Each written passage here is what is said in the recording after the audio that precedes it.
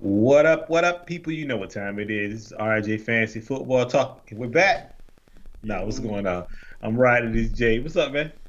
I am 6-3 this week. Read 'em and weep. It's the best week I've had in all 8 weeks of fantasy football. So we throwing a parade over here because I am finally on the winning side of my 9 fantasy football teams, except for that one league you know of, still 0-8. Oh yeah, So it's I kind of can't kind I of tough can't over buy there. I can't buy a win in the gridiron, but it's cool because this is the week. Look, I'm about to sound like the Dallas Cowboys. Like It's the this is week, huh? our year. Don't do but, that. Don't do that. Don't do that. You're gonna make yourself look. so our producer finds that one funny, but that's cool. I'm not even mad. But No, you know why I found the whole Dallas Cowboy thing funny. It has nothing to do with you. yeah, it's My man on Instagram, I don't even know his name, if y'all but don't that follow whole Scotty scenario Magruder, right there. Scott Magruder, yeah, he has like these weekly NFC meetings. Good stuff on Instagram, but we'll hit that back. But it's been good. I finally, like I said, the best. I've had a 5-4 week, a few weeks back. I was Mhm. 6-3 this week, and like every other week of the season, I've lost way more games than I won. So I'm gonna take this one in stride, and hope to build on it for next week. What about That's you? all you can do. How'd your week I'm go?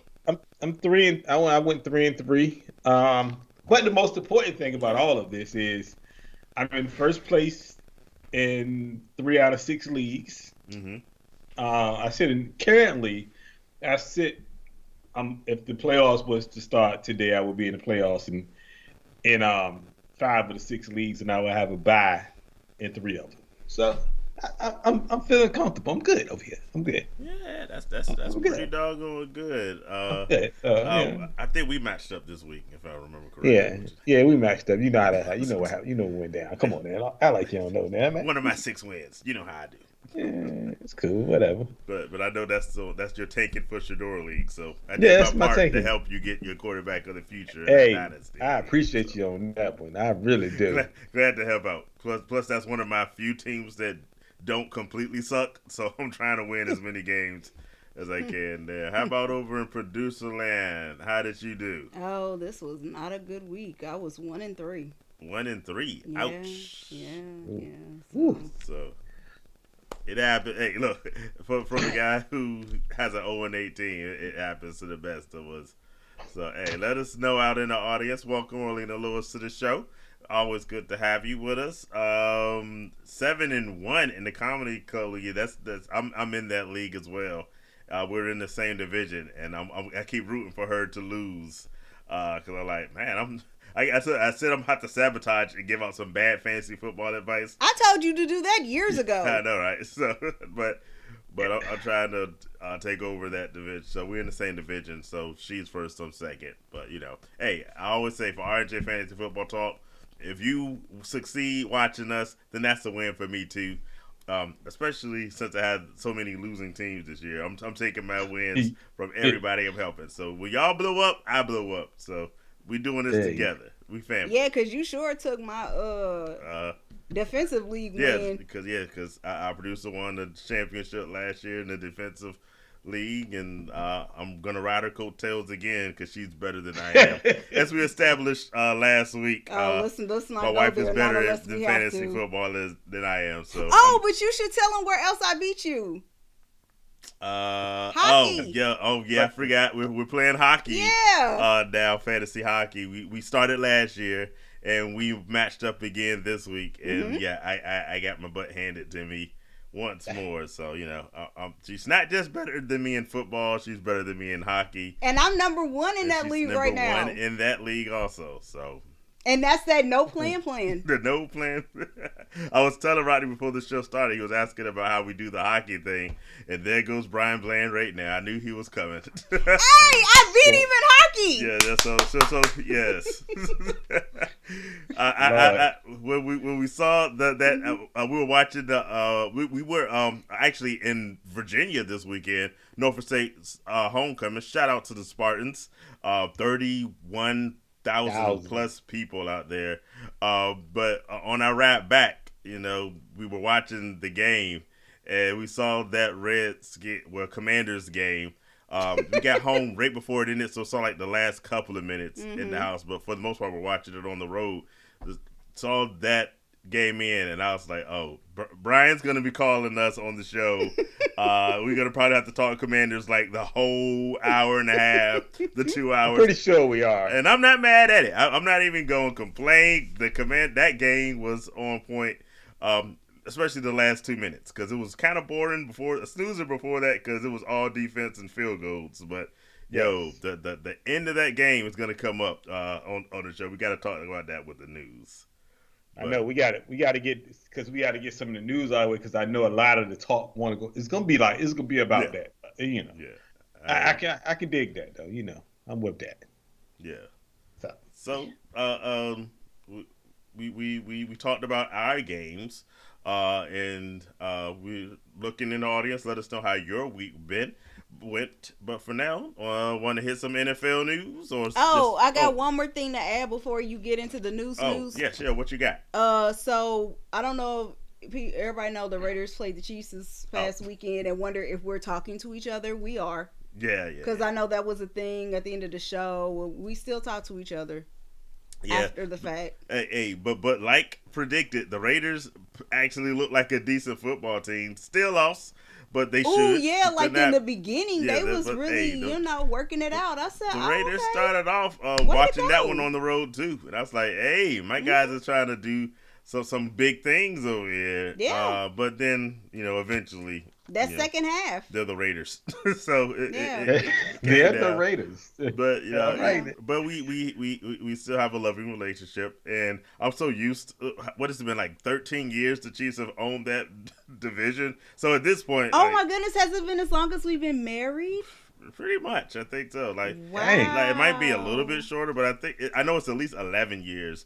The Chiefs have just been dominating that division. So at this point, we get a win every once in a while, but I do. It's pretty much accepted that the Chiefs will win.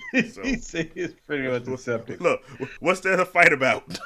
To tell you not one thing. Yeah. I mean, we needed to. Well, we were kids then, but that's when we really should have had the rivalry, like way back in the day. Yeah. So Brian, that's the Raiders talk right now. We suck again. You want to talk about your 49ers? Y'all got to win this week. I mean, we beat the lowly Cowboys, of course. I mean, Dak like throwing to the other team. I mean, that is obvious. Dak, he don't like the color of his own. I mean, the color of his own jersey. He don't like. Yeah. He loves throwing to the other team. So $60 million to sabotage his team. So good job, Jerry The Jones. bad part is they were in the game at the end, and they were only down by 6, and he went down and turned it over again. The game looked close in the score, but for real, that game was completely dominated, I think, by the 49ers. The score made it look better, and like you said, when they did have a little bit of a chance, that did Dak things. And, he did what Dak do. So I mean, hey, ain't nothing I can do about it. We won the game, I take it, but we should have played better. Honestly, in my opinion, if you really want to go deep into it, we should have played better. But it's the Cowboys. We always beat the Cowboys. So yeah. No news there. So let's talk the real news of what happened this past week. So I want speaking of 49ers, I want to get it out of the way. Charjavius Ward's daughter passed away. Sad. I think it was yesterday. She was 1 year old, and she had heart problems from birth. Right. So just prayers out to him and his family. I'm assuming they kind of knew. I don't know. I don't want to put that out there. That ain't true. So, but shout out to him. Just prayers out to him. And his family. So definitely. But I guess on a lighter note, I ain't gonna say lighter note because it's not a lighter note. But Anthony Richardson has been benched. Yeah. He has been benched for being stupid. And I'm gonna just say it. He was stupid. Like, you don't go to the coach and tell the coach, "I'm tired, coach. I don't want to go in for the next play. I think I want to sit this one out." Right. No, you don't do that. What you do is you say, "Coach, I'm winded Let's do a running play. Let's do a running play, or I need a breather or something. Yeah. I mean, something. You don't say I'm tired though. I mean, come on, man. Like, you got to think better than that. You can't do stuff like that. Like, no, that's stupid. You a young man in the prime, right? And some people were trying to come to his defense, saying it's not that big of a deal. Other players go on and off the field and rest all the time. Why should it be different for the quarterback? And the only answer, half of that, is because it is. I mean, it's just look. Hey, the standard is the standard, as a great coach Mike Tomlin once put, and that's not what you see quarterbacks do. Like you said, you can talk to the coach, even if it's the point of, hey, can we burn one of these timeouts if we need to? Like you said, can we do this running play? Something to allow you to catch your breath but stay on the field. But checking yourself out for I'm tired is just not an excuse that's gonna fly, and that's how you lose a locker room loses confidence in you when you see stuff like that. So and the worst part is I can't remember who it was. Basically came back and said the worst part is he told the truth when they asked him, like, you should lie. He went to the podium and told him. Like, he went to the podium, was like, yo, I was tired. Like, I was tired. I wouldn't even said that. Because he got hit on the play before. Should have lied. Say I was feeling a little woozy. I just wanted to catch myself, or my side was go to the blue tent for just a little bit. Fakes. I mean, cover it up. Guys, fake injuries all the doggone time. It's like, I don't understand how. He just came up and said, "Oh, I'm not gonna lie to y'all. I was tired." I'm like, "Dude, lie, freaking lie." So I don't even understand. Yo, welcome, JLS, Jasper Lewis the Senior. Well, it's good to have you on board early with us as well. And it's like, yeah, he's crazy for that. Going back to Bryant, I'm surprised. I actually expected more Commanders comments to pop up on the screen. Oh, yeah, it's crazy, but lost all respect for the Colts. The Colts as the quarterback. So, hey, from a fantasy standpoint, I'm actually happy. Has been better because Flacco's been better. I got Michael Pittman Jr. on one of my teams. I got Adonai Mitchell. Trying to add Josh. I'm loading up if I can, because quite frankly, if I'm a fantasy player and I had any of those wide receivers, I'm rejoicing. Because so let me ask you this: Do you because it came out, they said that they're not completely they're not done with him. They said that they want to use this as a teachable learning moment for him. So now, not this, because they say going forward is obviously Flacco. But do you give him another chance next year as your starter? Okay. Yeah. Look, they gave Zach Wilson. If you remember a few years ago, Zach Wilson completely lost the confidence of the locker room. I mean, it was due to Aaron Rodgers' injury last year, but they put Zach Wilson back in that leadership role. And I think you just drafted the guy a couple of years ago. I completely don't lose faith in him. I use it, like they said, as a teachable moment and hope he learns in the future not to do stupid stuff. But Papa P, welcome to the show. We're going to get to your question. I got one more thing, though, on this subject.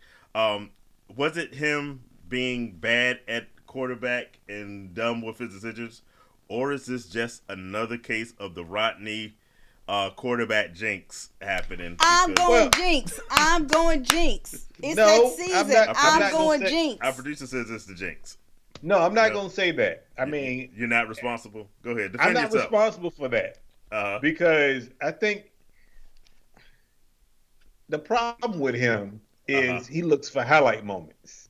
Yeah. Instead of just playing football from play to play and just throwing the actual right pass. He looks for the highlight moments. And when I say highlight moments, like throwing a 60-yarder. These big plays. These big impossible plays. He's looking hero for ball, plays. If you will. And that if he just played, check down, not check down per se football, but more like, if the guy's open 15 yards down the field, then you take that pass. Don't take the shot down the field, because that, to me, I think that's kind of retarded in a sense where you're trying to play hero ball. So I'm not going to blame it totally on me, but I will. Yeah, I mean, I get this wrong all the time every year. but I think he shot himself in the foot He did. with the way he played, and then the boy can't stay healthy for nothing. I just don't understand it. And they tell him to slide. He will not slide. They brought it. I want to say they brought in like a baseball coach or something to teach him how to slide. He still won't slide. So you keep getting hurt, these little fluke injuries.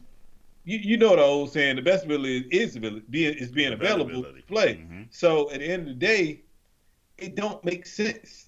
And to me, it's just crazy. I don't know, man. Like, it's yeah. I don't know. Going back to my dad, he's like, one downstairs said, even if you don't wear contacts, just say you lost your contact. Exactly. There's a lot of lies out there. And look, as a young man, I know he's told his share of lies in the past. Jeez. He could have come up with something better than that. Yep, I'm a co-sign to that. Yeah. Come on, dog. I'm just saying, better. Like you see it all the time where these guys be on the field to make sure other players get a breath or two and just fake an injury. They'll fall mid-drift running to the sideline. Really, are you hurt? But you walk off nice and great, and you find out. Well, all you gotta do is go in the hero. I'm toughing it out for my team. just limp every few plays to make it look realistic. Just make it look real and just didn't get back in the game. Hero. Bro, like, you gotta stop doing it. That was dumb. Yeah. Now he just probably lost his job for the year. That's just stupid, man. Come on, man. Well, let's get to this question. Thanks for bearing with us, Papa P. You gotta bench one of these players. We have MHJ, Marvin Harrison Jr., BTJ, Brian Thomas Jr., Chase. I want to say James Brown, Chase Brown, and Jacoby Myers. Who you benching out of that group? Well, Brian Thomas Jr. is hurt. Yeah. So he might be gone for a week or two. Might make the decision easier. Yeah. That's a tough one there. I'm gonna say Jacoby Myers. Oh. I like Marvin Harrison Jr. had a good game last week. Chase Brown is the guy in Cincinnati. And Brian Thomas Jr. is probably hurt this week. Yeah, he's hurt this week. If he's healthy, I don't bench him. I'm with you 100%. For me, it would be, like I said, depending on, let's say this injury is not an issue. The benchable player, to me, I agree, is Jacoby Myers. I think he could have a good week because the Raiders play the Bengals this week. That's why I don't say Chase Brown, because I mentioned before, it's back to being true again. If you have a running back against the Raiders, put that sucker in on a weekly basis. We had hope of being good for a second, but on defense, I don't trust the Raiders' defense at all, especially not against the run. Marvin Harrison Jr., though he's been up and down, I think that should be a good game because they played the Bears this week. So we hopefully have a good quarterback showdown in that one. So I wouldn't bench him. And so Jacoby Myers, because of all of those players, he has the worst quarterback because the Raiders are a terrible, terrible team. They do well, and one of the announcers pointed this out. They do well that first draft that's completely scripted. Once the defense starts to adjust to what they're doing, the offense just falls apart. And so, unless Jacoby Myers makes that first touchdown of the game, he's probably not going to do much the rest of it. So, I'm with you. Thanks for the question. Appreciate it, Papa P. By the way, everyone, if you haven't already, hit subscribe, tell your friends. Jamal joining us. He said he actually dropped Pittman, and it seems like a right decision. Honestly, I'm not mad at it. I wouldn't.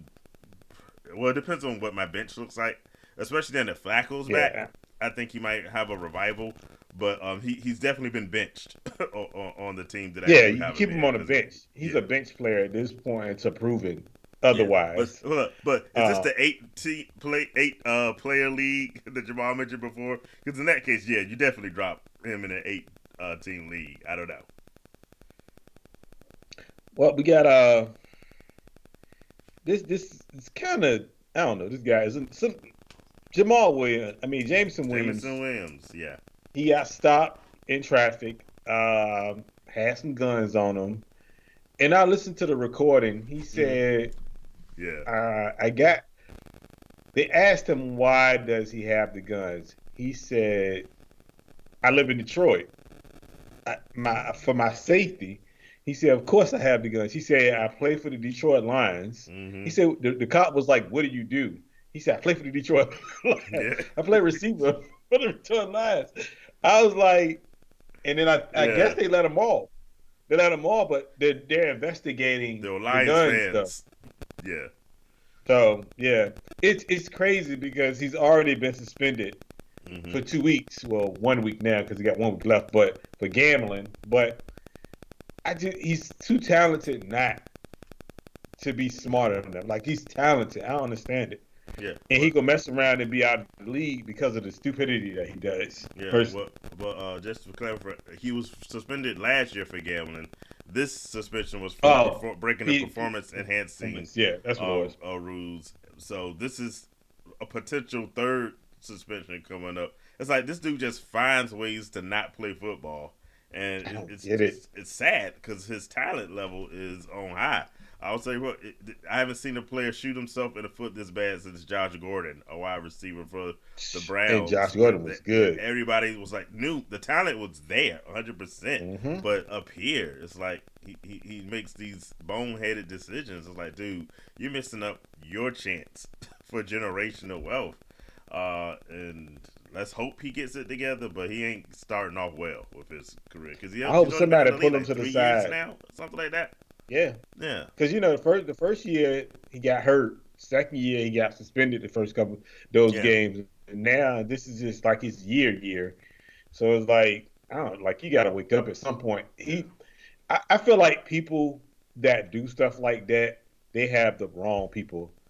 In their circle, and you don't have somebody that's gonna tell you stop. You don't have to do this or stop. You don't have to carry this gun. Which. Nothing against guns, but my thing is, go home. Like, for real, like, you got all this money, go to the crib, bro. Like, it's simple. Like, try to be a regular person as much as you can when you're not on the field. So, I just don't get it, man. Just be regular and just go home. Like, chill. Yeah. It's easy. You spent your whole life, from peewee ball to get to this point. Don't throw it away. That's the simple rule, right? And if you got a knucklehead friend that don't want to abide by that, hey, all right, bro, it's been cool, but I can't roll with you. Like, you got to get them out of your circle. It's always one or two in the circle that want to be crazy, and you got to get them up out. So, yeah. Hey, Atlanta's in the house. Welcome, Catherine Bracey, to the show. Good to have you with us. We talking one wide receiver. Let's talk about another. Jordan Addison finds himself in the news this week as well. That's shocking. And it starts from something he posted on social media. Picture him with the words like "free 3," and so it got the rumor started that he was requesting a trade. In fact, I saw earlier that there's possibility of a trade going on between Minnesota and New England, but Addison has said, stop, y'all making too much of this. I came up with this "free 3" slogan like 3 or 4 years ago. He used it at camp one time, and so he said he wasn't requesting a trade, but it's like "free 3." If that's what you, and for those that don't know, 3 is his jersey number. Yeah. If that's not what it means, then you need a new slogan because so we'll see what happens. I had Jordan Addison. In fact, I played him this past week. I had a whole bunch of injury issues, and so I had to the Vikings played a Thursday game, and I had so many guys on question. I said, well, let me play Jordan Addison for Thursday night, and that way I don't have to worry about. I had 3 different wide receivers with Qs, and I didn't know who would actually play. I wish I had just waited because Jordan Addison did absolutely nothing. So if he gets into a better trade situation, I will appreciate that. But for now, Jordan Addison's on my bench. Well, let me ask you this. What you thinking about Speaking of that, let me ask you. So, is it possible somebody can play on the other side of Jefferson? Or you think is a quarterback situation that can make it better for both receivers? Because you always hear people say, can this quarterback carry 2,000-yard receivers? Right. Now, I don't know if Donald's capable of doing that because Donald if you got Jefferson, obviously you're gonna focus on Jefferson. And kind of that will be your guy in a sense. So, but do you think it's possible for them to carry two receivers with Jefferson there? Two receivers, yes. Jordan Addison being a like you said, you mentioned 1,000-yard guy. I don't see that happening because, quite frankly, I don't see Sam Darnold being that guy. So that's the first problem. Second problem is, knock on wood, T.J. Hawkinson is coming back. That's true. So that even reduces the odds of that happening. But I think the problem is I could see Jordan Addison going to another team and being more productive than he's definitely been this year in that offense. But he has to go to the right team. Like I said, the rumor I heard earlier was New England. That ain't the team. I don't see that being the move to have him be. But I also have my questions about how good Jordan Addison is. Like, for what we've seen so far, I would say he's a 2. I don't know if someone's going to trade for him to be there 1. I don't think that is going to be. I don't know. I think Jordan Addison is good. The year that Jefferson, when Jefferson went down, Addison stepped up big. But again, that was with Kirk Cousins. That wasn't with Sam Darnold. So, 2 different quarterbacks. One is way better than the other. So, Kirk Cousins would focus on. He was the focal point why Jefferson wasn't there. That's why I asked the question. Yeah. Can you have 2 good receivers in that offense?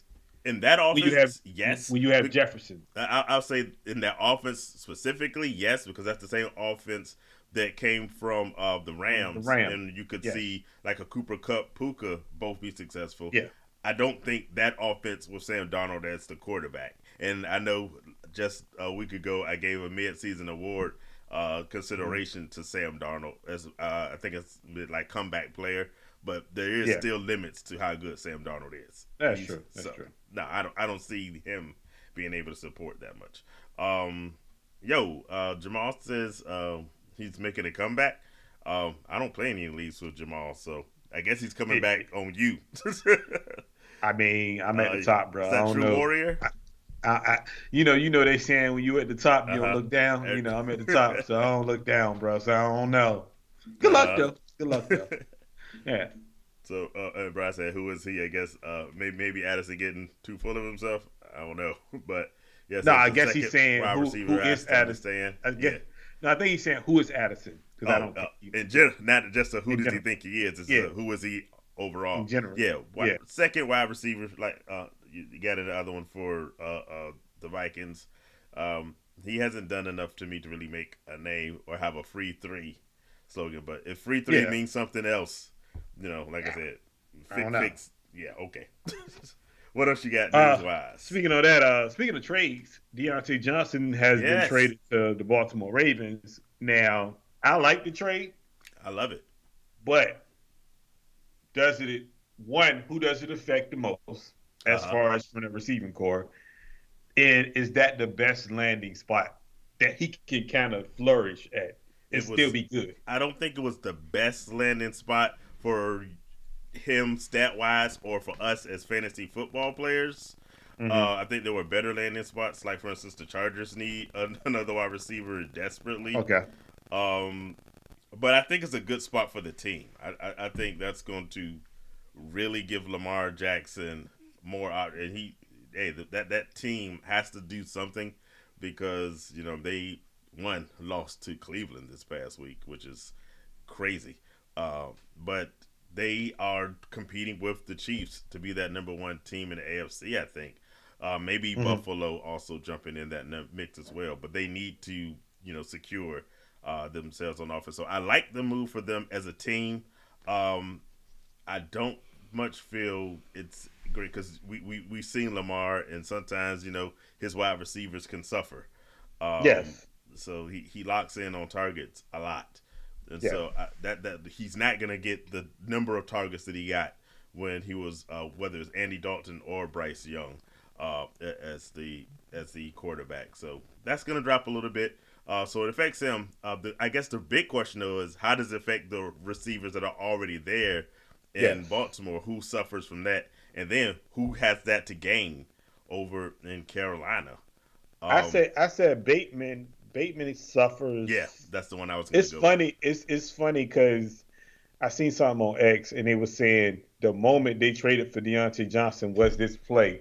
And it was a play where Bateman was wide open and Mm-hmm. Lamar threw it to him and he dropped it. Yeah. So I'm assuming that had a lot to do with it. But I would say Bateman is probably the most Yeah, I to think he be, takes a bigger L. Uh-huh. yeah.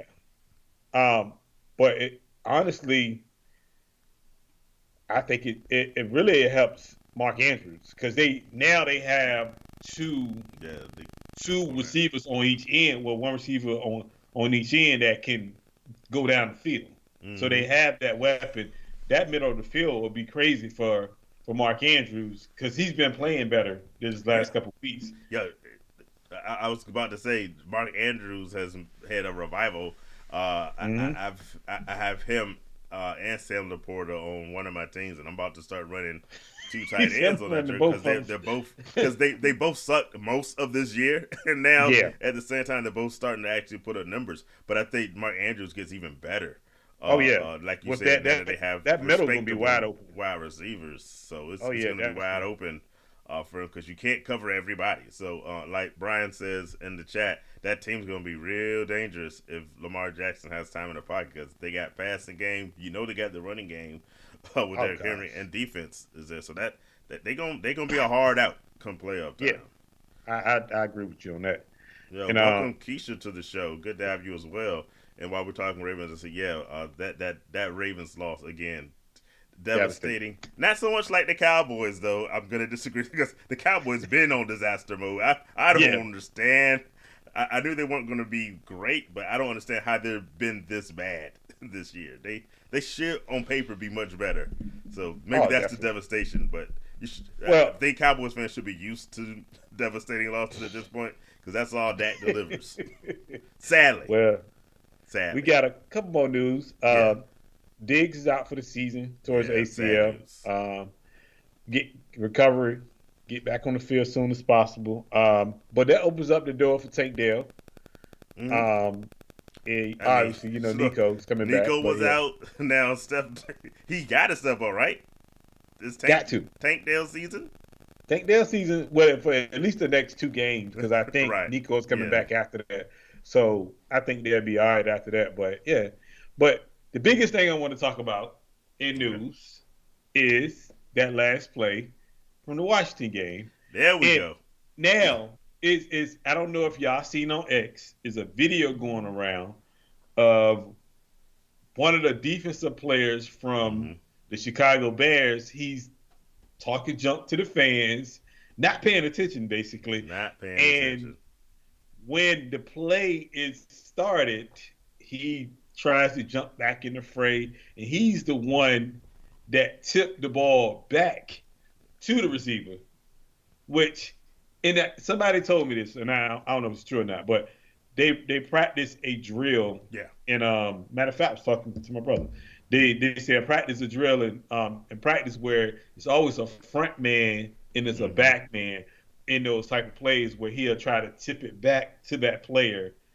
And most of the time it don't work, but it worked that time, which is crazy. And I was sitting here because it's funny. You called me right after that, and I was like, yo, you see my boy out there. And the thing is, it was crazy because I was like, yo, I'm sitting here and I'm like, yo, they really about to lose the game, bro. I say, this is crazy. And I say, man, watch he throw this jank down here and score a touchdown. And man, the way he played it though, he waited till everybody got down there. 13 freaking seconds he had to throw this ball. Go ahead. And perfect. Waited till everybody got there right in the pack of the middle. Because if you throw it sooner than that, it's gonna be inside of the end zone. So it ain't gonna be enough time for you to get the playoff. So it was an excellent play, and he the king of Washington, man. I'm just saying, bro. He can do anything he wants in Washington. If he wasn't already a legend, in Washington. Bro, it's He crazy. is sure enough a legend now because that game was lost, and we like I said, we talked right after that play, and I'm looking at this Joker, and I'm like, this is the worst I've ever seen a Hail Mary defended. I didn't find out about the cornerback you mentioned, Tyreek Stevenson. Yeah. I found out after the game, but the point being, it's like number one, I think they said they only rushed like 3 players, and That's they all had they one rushed? guy spying uselessly, Usually, like just Jaden don't need to Daniels. smack because why you gonna run? Exactly. Like they're doing a Hail Mary. How in the heck do you have somebody spying Jaden That was Daniels stupid. It was a dumb. on That this was play? dumb. And then, like you said, the biggest part that got most of the story is this guy Tyreek Stevenson talking to the fans, and then he turns around right when the receivers are there and did the wrong assignment because the coach Eberflus, as much as I don't like him, he says his job on that play was to cover the back man. So he wasn't even supposed to be up there tipping the ball. He was supposed to be covering the guy that got the touch because everybody knows this. One, again, they didn't rush enough players, so they gave him nearly 13 seconds to make this Hail Mary pass with bad ribs, by the way. Yes. And then everyone on the other end, everyone's supposed to have a man box him out like it's basketball, bat the ball down. And what does my man do? He bats it up. Didn't cover his guy. And now Jaden Daniels, he won that game. And like I said, he's gonna be a legend.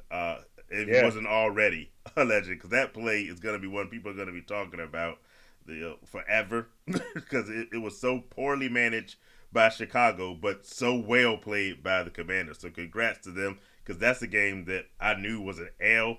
And they shut down Caleb Williams for most of that game. Well, the Commanders shut him down, and the Bears coaching shut him down because he had like 8 attempts in the first half of the game.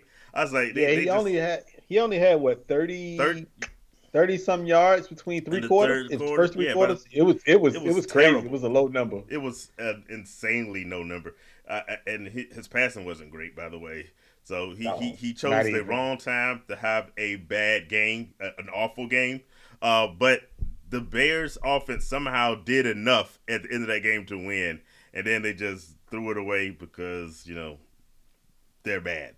So there were players saying that the questioning a lot of the coaching. Players were coaching Stevenson. They need to have a players meeting to handle how they're gonna deal with Stevenson.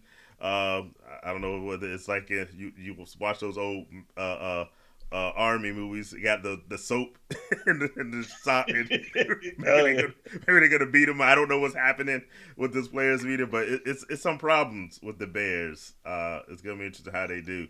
Welcome, Carla, to the show. Good to have you. And then my mom's mentioning the Dodgers. I'm not watching that anymore because that game is terrible. I don't know what happened to the Dodgers against the Yankees. I'm glad Justin isn't watching right now. I hope Justin's not watching right now. If he is, he's about to pop in about his Yankees. We'll see. Did you see that play while we're talking crazy plays? I don't want to get too far from football. You see that crazy play with Mookie Betts and the players trying to grab? Yo, they tried to grab the glove, take it off his hand, and take the ball out. I heard they're actually investigating them for some reason. They've been banned. And there's a whole investigation. And the craziest part is Rob Gronkowski, former tight end with the Patriots, and then the Buccaneers, did an interview. He says he knew the guy. One of the guys. Gronk is like, we used to be friends back in college. He was on the hockey team. And it's like, that dude was a crazy Yankees fan. I was like, this would be someone Gronk knows, right? Yes. It only makes sense. Right. I'm sorry. Back to football in that play or whatever.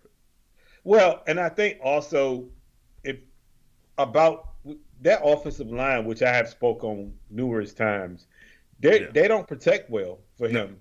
So that was another reason. And Brian brought it up last week about Washington's defense against Chicago. Yeah. That front four just they couldn't do nothing with. They couldn't do a thing. They kept getting to him every play, and he looked frustrated. Yeah, in a way. 100% agree.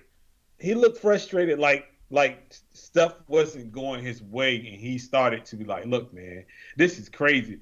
But it kind of turned the tide in the fourth quarter, maybe the late third, almost fourth quarter, when Mm-hmm. they went on that little drive to get a touchdown. But he first three quarters he didn't play well, and that's Mm-mm. just a lot of it don't got nothing to do with him. A lot of it got something to do with coaching. Is the O line, The which I have offensive line is said terrible. You said it. Mm-hmm. I've spoke on that all year, and yes, he's part of the problem when it comes Right. to some of that. But a lot of that Agreed. has to do with that offensive line, which they haven't changed at Since all Justin since Fields. Justin Fields. Yeah. So he's gonna look bad regardless, just because of the fact. But he do got to play better as Yeah. far as some of those passes. And Look. It's the same offensive line when he was throwing 4 touchdowns in a game. So it's not like that's changed. He should have been better than he was. But we'll see if they can bounce. I'm hoping he can bounce back against Arizona this week. But it was a bad game. But all props to the Commanders because they had they, they did their doggone thing. now they saying the playoff being that loss with Chicago, well, being that Chicago lost, they're saying the playoff percentages changed Mm-hmm. from Yeah. Washington being higher and Chicago being lower. Do you think that mean anything for Chicago? Honestly, Chicago has a shot at the playoffs. I don't really think it's in their best benefit. Look, they're gonna be out the moment they play, and you know me, I'm all for like, look, give yourself the best draft position possible. Yeah. Making the playoffs, that ain't the route they need to take anyway. Well, they got a tough They, division anyway yeah, because they I do. think if anything, the first three teams make it: Yeah, Minnesota, Detroit, Green exactly. Bay. So Yo, Kyle Singer, welcome to the show. Let's hit this question. We have a full PPR. You got to pick one wide receiver, two or one wide receiver, two. Pick one flex. You got Shakir, Romeo Dobbs, McMillan, and Etienne.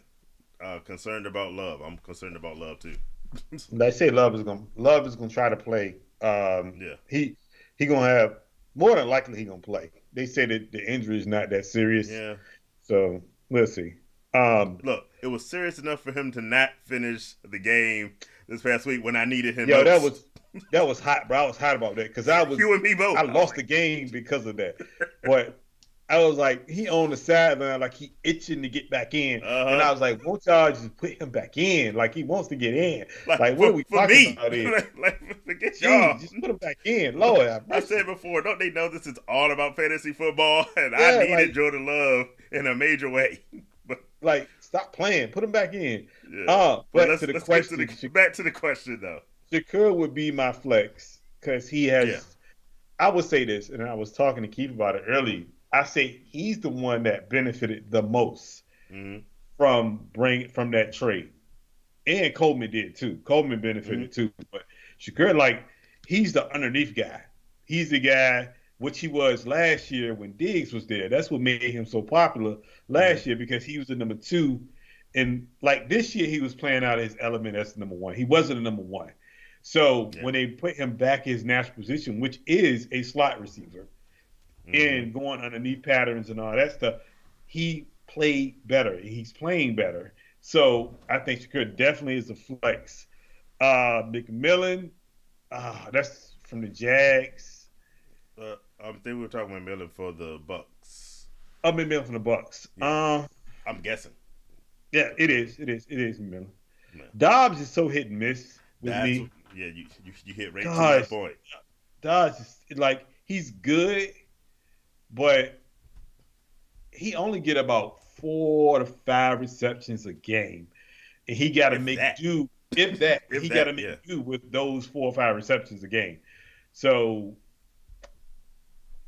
I'm gonna say McMillan, yes, because they have nobody else to throw to. ETN, that's a big question mark because they don't know if he's coming. He's supposed to come back this week, Yeah, but you I don't don't want know. it because I have Tank Bigsby, but yeah, That's he's another supposed to go thing. back. Is he going to be in a timeshare with Tank Bigsby? Now, all points sign to him being the starter and being the guy Yeah, because that's what they're saying. He's our guy no matter what. But Bixby has been playing well, and guys like that you can't keep on the bench. You gotta play them. But Yeah. I always said you can play both of them at the same time because ETN is so talented because they need wide receiver. If I'm them, I'm playing them at some type of slot receiver just Mm-hmm. because they have all these injuries at receiver now. So that's what I would do.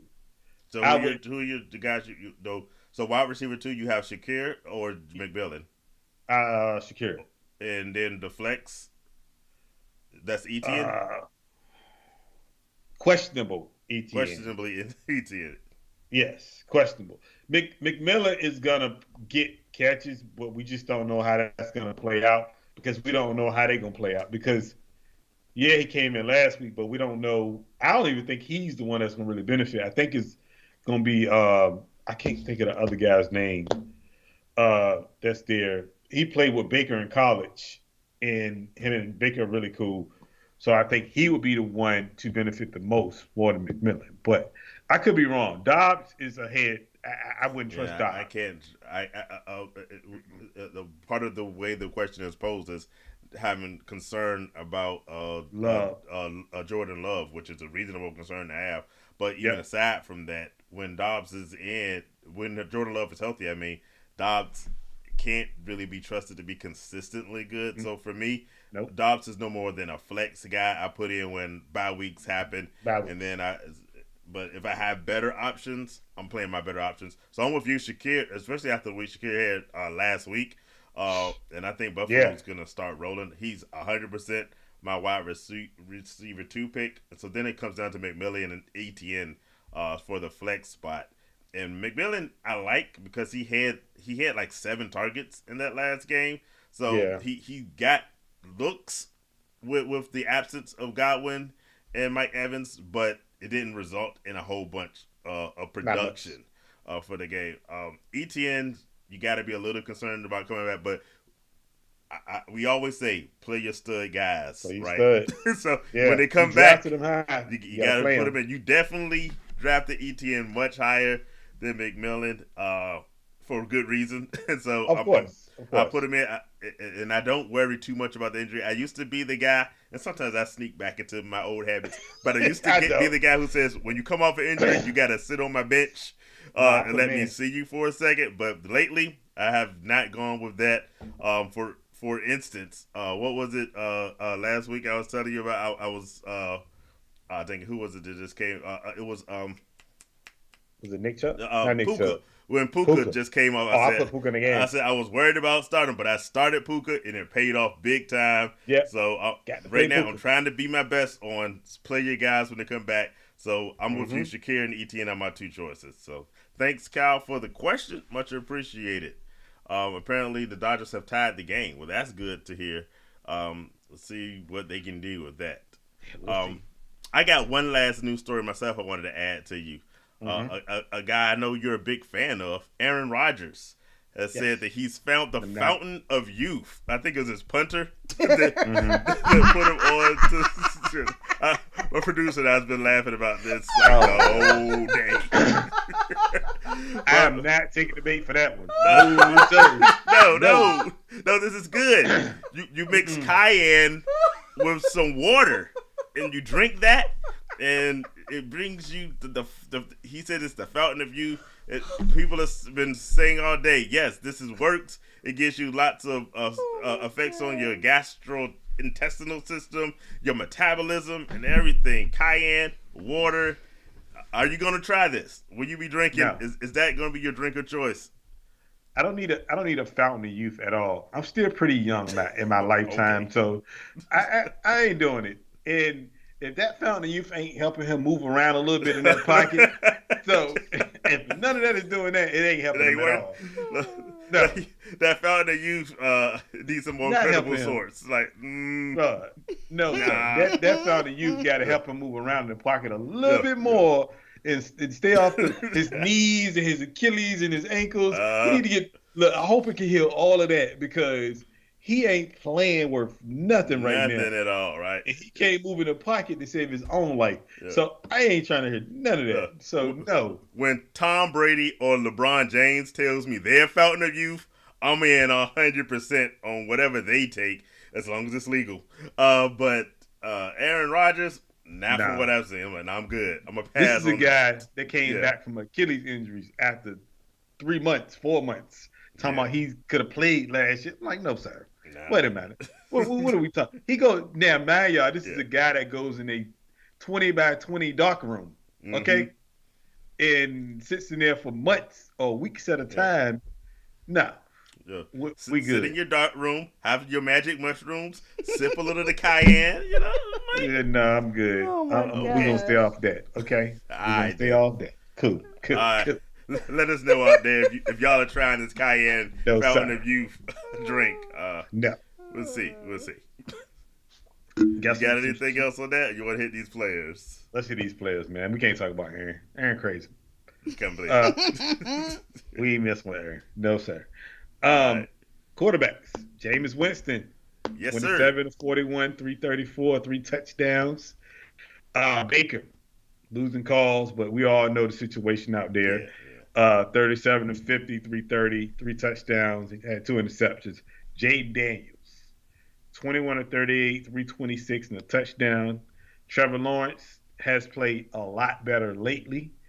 Oh, yeah. He's kind of getting his footing together a little bit. 21 of 32 for 308, 2 touchdowns.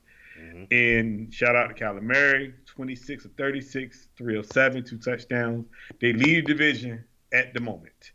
At the moment, right. At the moment. I want to shout out 2 other players. Bo Nix, who has been playing excellent. I was going to ask you about that, man. Excellent. He's I ain't gonna say excellent, but he's coming along. Oh no, look. We talked mid-season awards last week, and Jaden Daniels was the definite rookie of the year, especially at the quarterback position. But Bo Nix is making a case for himself.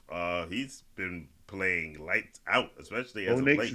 So I ain't even mad at that. Go ahead. 28 of 37, 284, and 3 touchdowns.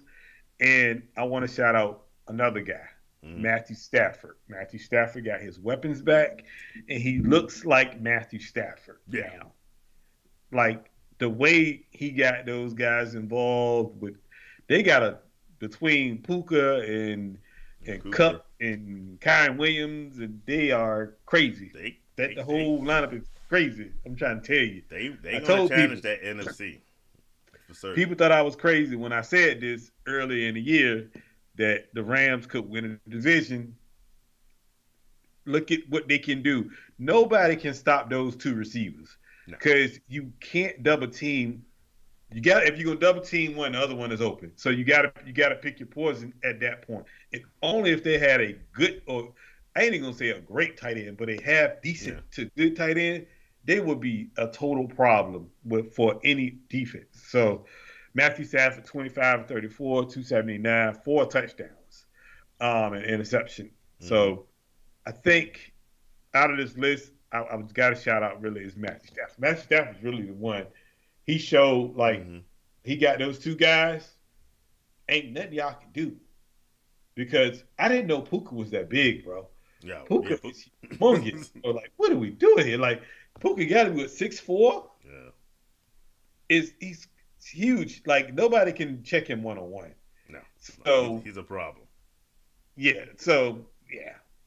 So who you taking off the list, or you got somebody else? I love the list that you have. I'm gonna add one name to it, and doing how you do, you might have him for later. I'm gonna say a guy who helped me beat you, Jalen Hurts, doing this thing.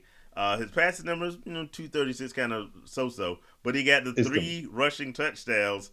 And I gotta ask you, what do you think about those rushing touchdowns if you have Saquon Barkley on your fantasy football team? I got Saquon in 2 leagues. Yeah, that don't bother me too much because I feel like it's like Lamar and Henry, sort of. Like both of them gonna run the ball. Both of them gonna get those rushing touchdowns.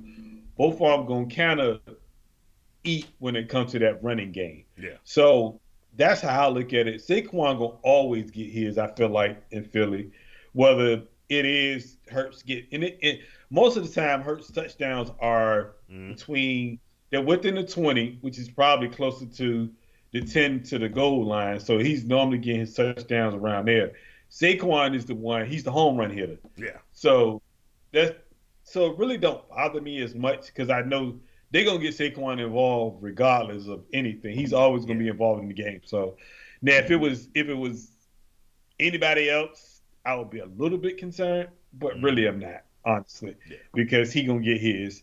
They know what games to get Saquon going, and they know when Saquon is going, they're gonna keep giving the ball to Saquon. So that don't bother me too much now. But my only advice to Saquon is, you need to get that extra yard or two because once you get close to the goal line, we know the tush push is coming. So you don't. Oh, of course. If you don't get your touchdowns before they get within like the 5, oops, you're not gonna get that touchdown. But hey, even without the touchdowns, Saquon Barkley puts up numbers, so I ain't mad at it either way. I mean, the main thing honestly, is you get the win. I liked from Saquon, you saw not this week, but I think it was the week past.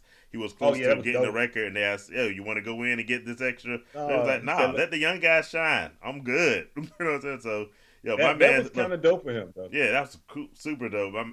But my man is coming from the Giants. He's like, look, I need wins and I don't care about these yards, so I don't care about none of that other stuff. So yeah, and they make it a focal point to get him involved anyway. So I don't think that really matters, to be honest with you. He gonna do his. Mm-hmm. He can get his numbers regardless, so I ain't worried about that. 100%. So what you got on your running backs? We got Tyrone Tracy Jr. 20 carries, 145 and a touchdown. Ridiculous. We got Swift, who's been excellent this year for Chicago, 18 for 129 and a touchdown. Jamar Gibbs, bro, is crazy. Like, I would say if he was on another team, just say hypothetically he was on another team, right? He was on another team and he got 20 carries, not even 25 carries, but you say 18 to 20. He doing this every game. He had 11 carries for 127 and a touchdown. No one does this. He averaged over 11 yards per carry. No one does, which is insane. And the thing is, he's doing this with minimal touches because you know how Detroit run their offense. 1 minute, one series is Montgomery, one series is Gibbs, and they just flip-flop series like that. So at least both of them are touching the ball that 11 to 15 times a game. And then he do it in the passing game. That's another thing, and I ain't even put that down. But just for him doing it like that, which is crazy, like, bro, it's crazy. And then we got Josh Jacobs, who looks like the Josh Jacobs that the Raiders need. The Raiders, our running game is non-existent. Yeah. Whatever. I wasn't gonna say that because I ain't want to get on you today about that. But truth is the truth. I'm talking. This is the Jacobs from 2 years ago when he led the league in rushing, and he gonna be in that close to it again. I don't think nobody catching Derrick Henry though, but he gonna be there. He'll be there like in that top 5 though. Yeah. He had 25 carries, 127, and 2 touchdowns. And I want to shout out James Cook, who was running through tackles like that. Ain't James Cook week though. I mean, but I think James Cook is doing that because they have some guy named Ray Davis behind him, can run the ball too. So he had 17 carries for 111 and 2 touchdowns. But I tell you this, that Buffalo offense look mighty good now, don't it? Yeah, they do. So yeah. I don't really have anything to add to your list. I think your list was good. One thing I will say is he didn't meet the century mark that you usually use for yours. What you think about your dude, Isaac Guillermo? Guerrero? Chopping up my boy. Guerrero. Well, you chopping up my boy name. I'm killing his name. But like, no matter who the running back is, they succeed out there. But that's a Shanahan. That's go back to his dad in Denver. Because think about it, when his dad was in Denver, he had a guy named Terrell Davis who was undrafted, and he did 2,000 yards twice. Yeah. So it don't matter who the running back is; it matters the scheme, because the scheme that they run fits any running back with any type of long as because it's a cutback scheme type of running game. So as long as you got some type of cutback skill, you're gonna do well anyway. And plus, if you got any speed to cut back, you'll do well. So he turned Terrell Davis into a Hall of Famer. So think about it. Anybody, Mason did good in that offense, and not saying Mason not bad, but Garendo, is he really like Garendo is probably a good running back, but he's probably not as great as he's looking. So it's the offense in itself and the way that scheme is ran. So, hey, but the thing is, we on a bye next week. He probably ain't gonna see the field just because CMC's coming back. You think CMC's coming back after the bye? Yeah, CMC's probably coming back. So I don't know how well he's gonna play, but CMC is coming back, and I would hope they don't put too much on him and let those young boys still come in and take a little bit of reps to keep them healthy. So, but it just shows you that for the future we do have good running backs because Rendo is a rookie. So it shows you that we got some good running backs left once McCaffrey's not there. So we just gotta hold on to them and make sure they're healthy. So. Hey, he played well. I was impressed. Yeah, I give him that. I don't know how much he helped fantasy owners. It depends. I don't think anybody picked him up. Yeah, it's like if you had him in your lineup, good for you. But I don't know. Before you do your wide receiver, just another shout out because you know me, Najee Harris, third straight 100-yard game. Najee. Y'all better respect my man Najee. Now let me ask you now: Is that benefit of Russell being in it? It's hard to say it's not related. You know what I'm saying? Okay. Because one of the things that Russell brings is they have more confidence, let him go downfield, and that opens it up. Yes. For your running backs. I gotta say I won't say it's all Russell Wilson because it's 3 straight games. Justin Fields is one of those 3. But I 100% believe that Russell Wilson is playing. And that's been the Giants and the Jets. We'll see. But you can't knock anything that he's done to this point. He's looking really good. So I hope they can keep it up because I have Najee Harris in so many teams. I need him to continue to succeed. And you definitely are a Najee fan. So I will give you that. I'm a Najee guy. Bromance. He's a Najee guy, people. I give him get that. Najee tatted across my chest. We'll see. Don't do that. Maybe. Don't do that. Don't do that. That's not a good move. Maybe. I'm just saying maybe. Oh, I want to see that myself. As your friend, I would not advise you to do that. Okay. Please don't do that. Okay. No Najee tats coming out right now. Oh, I want to see that one if that happens. Let's talk receivers then. CeeDee Lamb, 13 receptions. I mean, that's all they had for real. 146 and 2 touchdowns. Did I say that out loud? Yes, a little bit. Okay, I'm sorry. We have a Calvin Ridley sighting. I know, right? How often does that happen? I know, right? 10 receptions, 143. Does it have anything to do with Hopkins not being there? I guess. I mean, all logic says yes. That is a reason.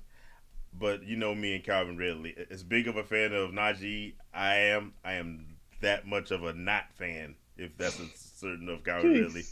He's just gonna break your hearts, people.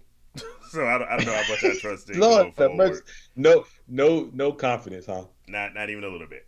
But hey. Hey, look. Hey, you got it. Scary Terry, 5 receptions, 125. Jefferson, 8 receptions, 115. And I put this guy up here just for you. Is it my guy? What you got? Just for you. Because I skipped over a few guys for him. Just for you. Ladd McConkey. That's the one I was hoping. I was waiting. I was like, if you don't say it, I will. Ladd McConkey, 6 for 111, 2 touchdowns, and we have a Justin Herbert sighting. Justin Herbert has been throwing the ball actually the last 3 games, maybe. Mm-hmm. So I would say Justin. I'm not gonna say Justin Herbert's all the way back, but I'm gonna say Justin. They're finally not allowing him, but they're finally saying, "Look, we know you are your franchise quarterback. Hey, let's let you throw the ball a little bit. So I did that just for you because I know that's your guy. Yeah, That's why I did I that. went big on Lad McConkey Yeah. this year, and it's finally paying off.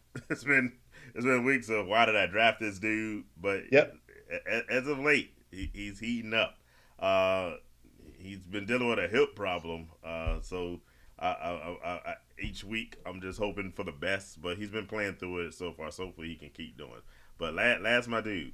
Hey, welcome. We got Justin coming in on the What's up, show. Justin? We were just mentioning you and your Yankees earlier. You missed it. We ain't talking about them no more. Um, he says Jets. He's a big Jets fan. Also said they're gonna make a comeback. Here's the question: would you start T.J. Hawkinson over Tucker Kraft at the tight end spot?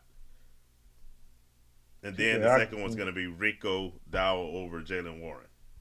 So I'm gonna say Rico over Warren because that running game without Rico don't look good. Um, they brought in Dalvin Cook this week, and they and didn't I've look heard about good. his squad. He looked like he is. It's like, Yeah. that's Yeah. like okay in that experiment now. But yeah, Rico Um, definitely. I would say TJ Hawk. Ooh, that's a tough one. Yeah. I'm gonna say TJ Hawkinson though, because I think Donald. Honestly, if you look at Donald the last 2 weeks, Mm-hmm. I ain't gonna say he struggled, but it looks like he needs that safety blanket just a little bit across the middle. Uh, I would say TJ because I think TJ's just a bigger target. Kraft, I don't know how many targets he gets a game. I don't know if it's a consistent number, so I really can't tell you that. But TJ Hawkinson coming back, I think he should be, especially with Jefferson there and Addison Mm-hmm. across the middle. He should get a fair amount of catches. To be honest with you. I mean, the biggest thing is gonna be that does TJ actually play this week? Because they've been teasing that he could play the last couple of weeks. But if he's in, I take him over Tucker Kraft. It goes back to a question we had earlier about Jordan Love and his health coming in. If he plays, I think that's better for Tucker Kraft. Mm-hmm. Not that Malik Willis hasn't been, doing his Oh, thing when he's been called up. he played well. Malik's been balling. It's crazy. We talked Justin Fields earlier. Even though he's not the starter anymore, he went to a different team and looked like an NFL quarterback. Yeah, Malik came in, and it every looked like time a they different called his number, quarterback. he looks way better than the Malik Willis we saw with the Titans. But even Yeah. still, because they have so many options at receiver, whether it's tight end or the wide receivers, I think you have a better shot at T.J. Hawkinson if he's healthy and he's playing. And I'm with you completely. My only issue with Jalen Warren is they haven't really found a way to. They've been getting him touches, but Mm-hmm. the way Najee Harris has been playing right now, they're not going to sacrifice those touches that they giving Najee. So I like Rico better because he's more needed. Yeah, And that's like Rico you is said, definitely. that they got to Yeah. definitely go with him there. We got another question then. Lusbar. My man Lee. Let's call him Lee. We call him Lee. Traded Kyron for CeeDee Lamb. Now he has Caleb at quarterback. Wide receivers are CeeDee, Nico Collins. We talked about Brian Thomas Jr. before.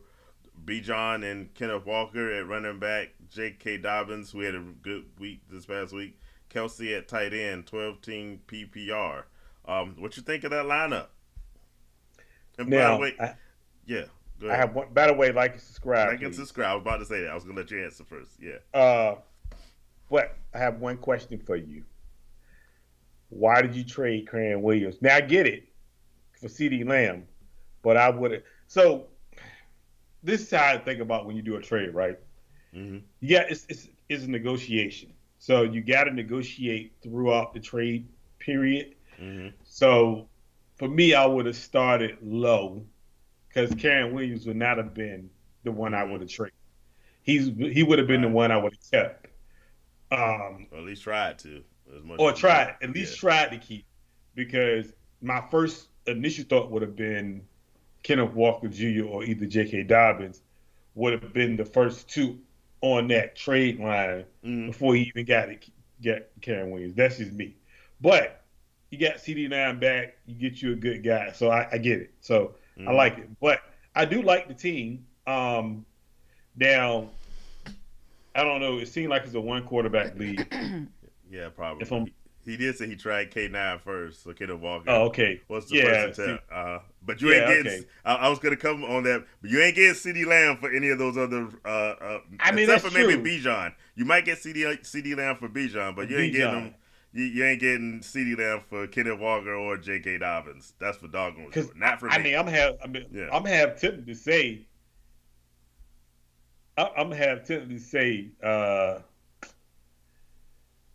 I would have swapped Bijan. I would have kept Karen Williams over Bijan, and that's kind of like for real. But that's just me though. But I do like the lineup though. Only thing I would change, and no disrespect to Caleb, but I would try to get a stronger quarterback. Honestly, I would try to get a stronger.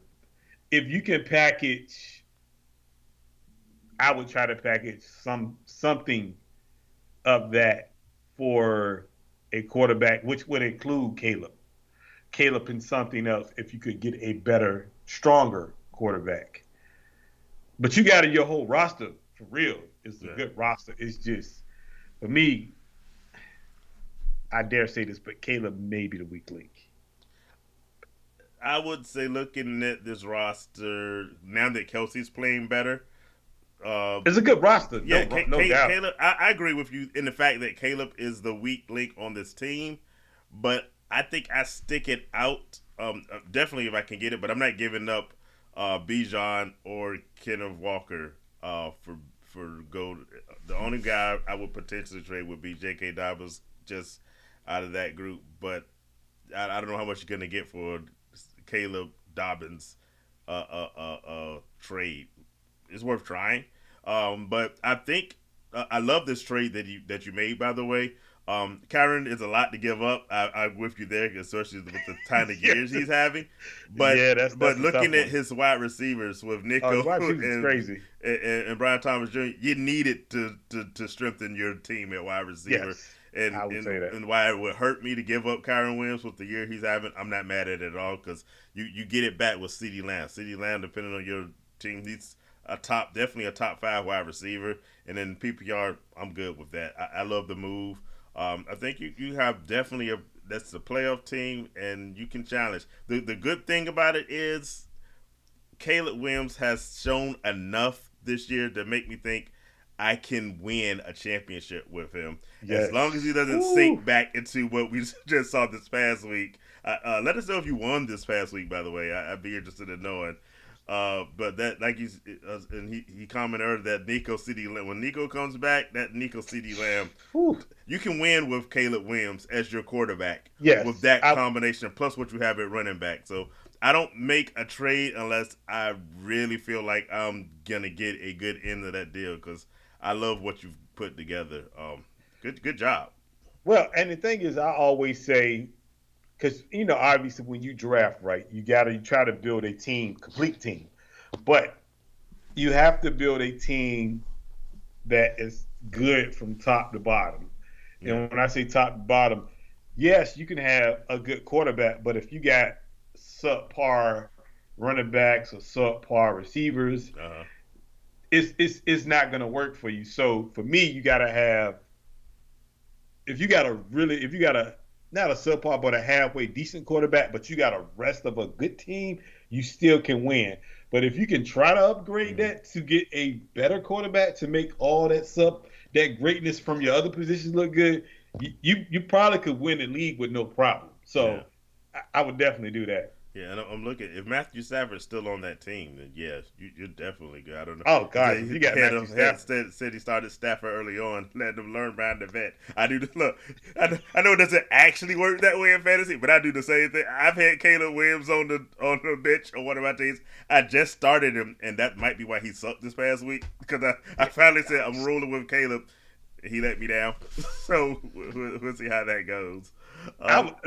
You better go. I would go back to Matthew Stafford with that Yeah. lineup because Matthew Stafford, he's back, man. He's Yeah. back. But For me, I think he's back. you definitely got a championship contending team, I think. So hey, come back throughout the season. Let us know how that goes. Justin, he's 4-4. Congrats. That's not bad. At this point of the season, you can make that turn to go from the middle to the top. So let's see what we can definitely. do. Does he win this week? He has Jalen Hurts, Rico, we talked about earlier, Ramondre Stevenson, AJB, Puka, Adams, TJ Hawkinson, the Minnesota defense going against Lamar, Brian Robinson, uh, Jonathan Jonathan Taylor. Taylor, Scary Terry, that's Terry McMillan, DK, Cole Komet, J.K. Dobbins, and the Eagles defense. Is DK playing this week? That's a good question. I'm not 100% sure how healthy he is. Yeah, I don't know if DK. Yeah, he might not be. Yeah, I don't think. I know he's questionable, but I don't know exactly. I'm trying to look now to see did he practice today. I mean, I he's labeled. He's still labeled week to week. yeah. I don't know. He should have a chance to win because I don't think DK is playing this week. Yeah. I like Brian Robinson. Definitely like Lamar, JT, scared. So I like the team. I just think that AJ Brown and that Puka combination for him, that's kind of crazy. I'm pretty sure that's Devontae Adams, if I'm not mistaken. Yeah, I think so. Devontae got to play better. Yeah. But those three receivers, and I'm assuming Ramondre Stevenson got his job back. Yeah, I think so. I mean, he should after last week. He had a good week last week. Yeah, and Antonio Gibson sucks, by the way. Yeah. So, yeah. I think you win. I think because he's had to take out DK because DK's not playing. And it'll be tough. Minnesota defense. Who Minnesota play this week? Minnesota plays. Just trying to remember that division. I know Green Bay and Detroit are playing each other. Yeah, I see Minnesota play this week. Minnesota plays Indianapolis. Mm. Indianapolis looks like. I would try to go get another defense, preferably anybody playing Carolina. That's one. If you can. If you can get them. Let me see. Kansas City is another one because they play Tampa. So I would try to get another defense, Justin. What's available? That Minnesota one because they playing Flacco this week, so that might be a tough one. So I would definitely try to check another defense. Other than that, I think you have a shot of winning, though. Yeah. So I think because Lamar and Hurts is a wash, honestly. I think they wash each other out, personally. So I respect that. I'm with you. Yeah, I think this is definitely a winnable game. I think it's a close game. Yeah, it's close. Yeah, that's some big competition. But I think the quarterbacks kind of balance each other out. Yeah. With this matchup, Hawkinson all depends on him coming back from that injury. Mm-hmm. Wide receiver, I think you win. Running backs, not so much. I think that just off Jonathan Taylor alone. Yeah. I think that's a win, but I think you win enough in the other categories. Like if you can square up that defense a little bit better, I think you should be good to go. Because I think that may be the deciding factor, honestly, the defense. So because there's a lot of everything else. Who do you got?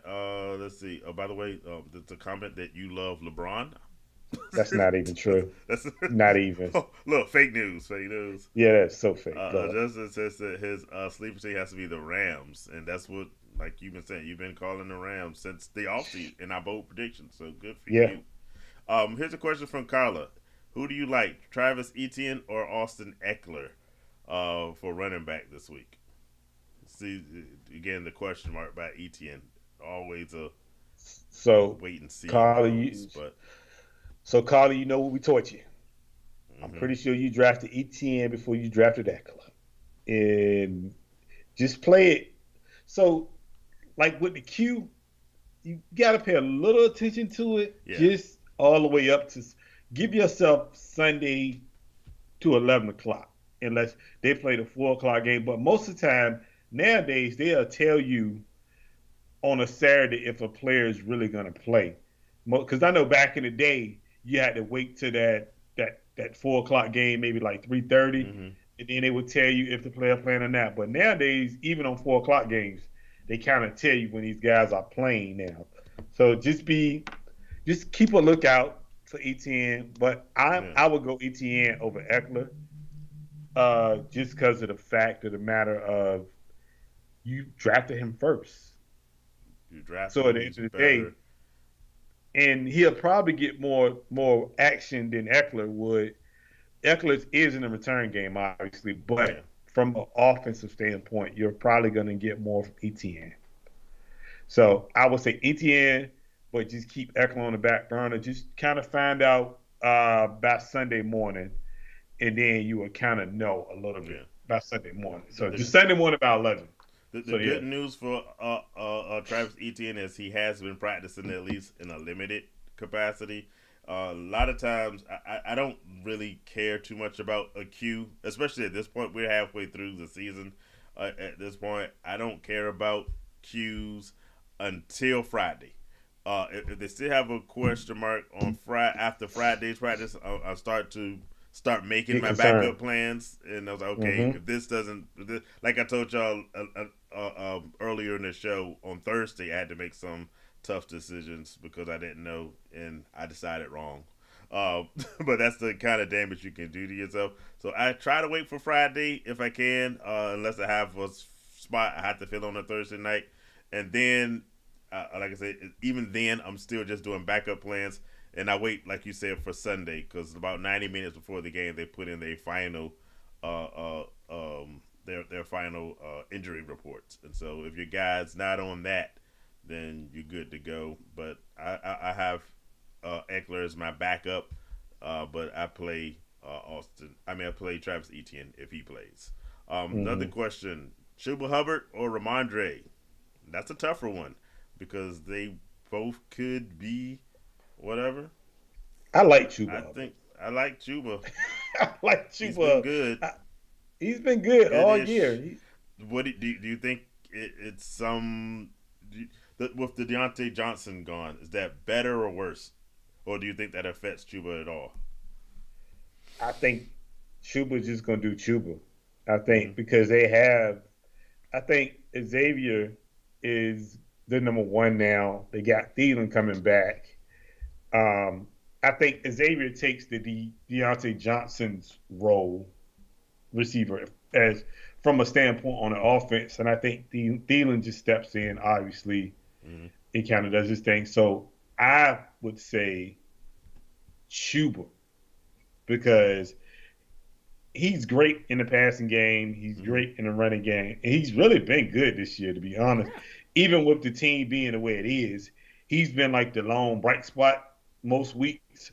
So Ramondre Stevenson is good, but it's hard to trust those New England players, well, team in general, because of just they're not a good team right now.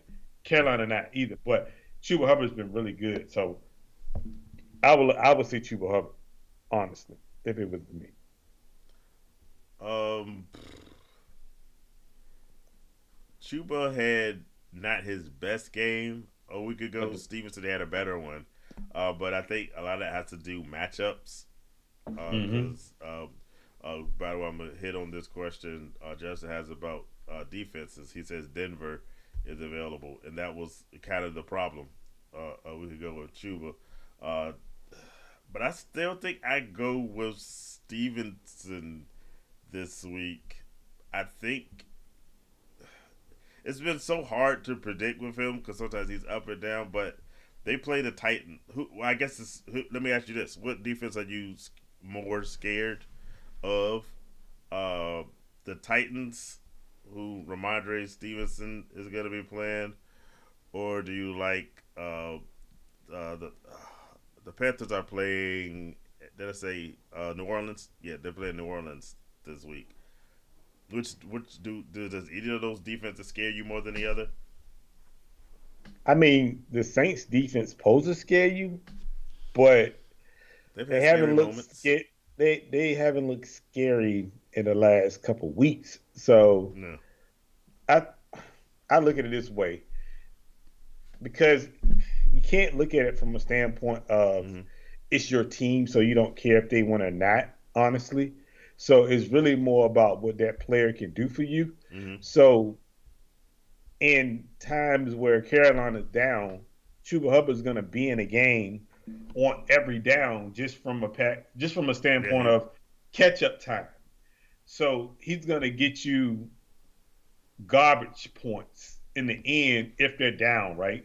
So if Yeah. they're down by 21, most teams go to a prevent. He's going to be able to catch the ball out the backfield, so that's count as receptions. He's going to be running the ball, and they're trying to Yeah. get back in the game. So at the end of the day, I think if you think about garbage time points for Chuba Hubbard, that's how he Mm-hmm. get most of his points anyway, Yeah. is through garbage time. And he's got a lot of points like that this year through garbage time. Ramondre Stevenson, on the other hand, hasn't. Yeah. And when they're down, they normally take out a lot of their starters Yeah. in those games. So I would say Chuba just from a garbage time standpoint, where he'll pick up a lot of points just from garbage time Mm-hmm. or trying to play catch up type of thing. So that's what it would be for me. I would go Chuba because of that reason. And I got Chuba. Yeah. I had Chuba in a couple leagues, and he got me a lot of points that way. Yeah. So I say it's close between the two. I like Stevenson a little bit more, but not by much. I see she said she likes Chuba's stats better. Go with Chuba.